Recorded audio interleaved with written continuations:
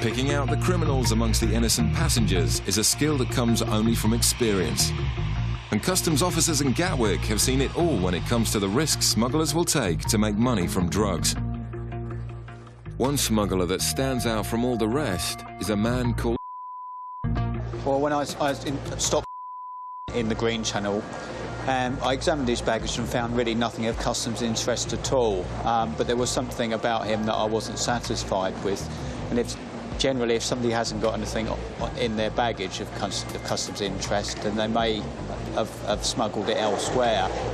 So he was then taken to a private room and he was searched. The body search found nothing, so suspicions now centred on what might have hidden inside his body. A sample of urine was taken from him and tested on our machine at Gatwick, and the result indicated the presence of cocaine inside of his body.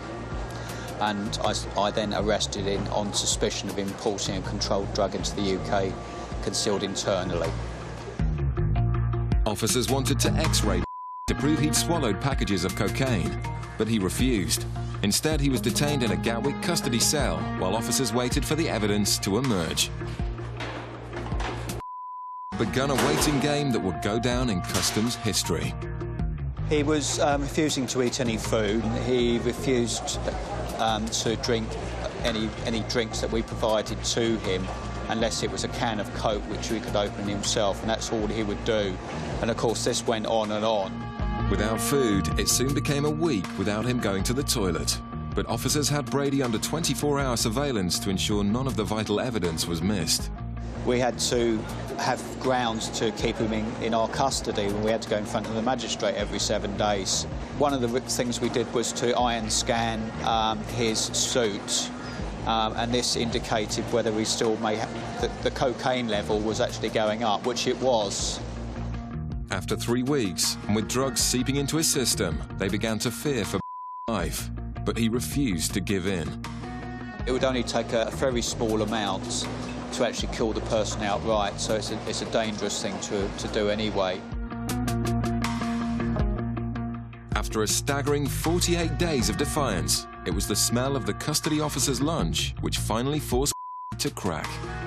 After 48 days, I was actually off shift and I was at home, and I had a call from my main manager at Gatwick, who telephoned me to say yes, he's produced. So it was quite an emotional time, and I still feel quite emotional talking about it now, so it was sort of relief. Consuming his first meal for 7 weeks, the officers wouldn't have to wait long to get their hands on the evidence. It just gave in completely, so he must have been absolutely starving, but obviously the body couldn't take it. And I had to sit with him along with my colleagues to recover the remaining packages from his body. The stubbornness of Brady was beaten only by the determination of the officers at Gatwick. I mean, give him his due, he gave it a good try, didn't he? And he pleaded the only thing he could do best, which was to plead guilty at Croydon Crown Court, where the judge gave him the sentence of 5 years. And that's something I'm proud of, you know, so it was good.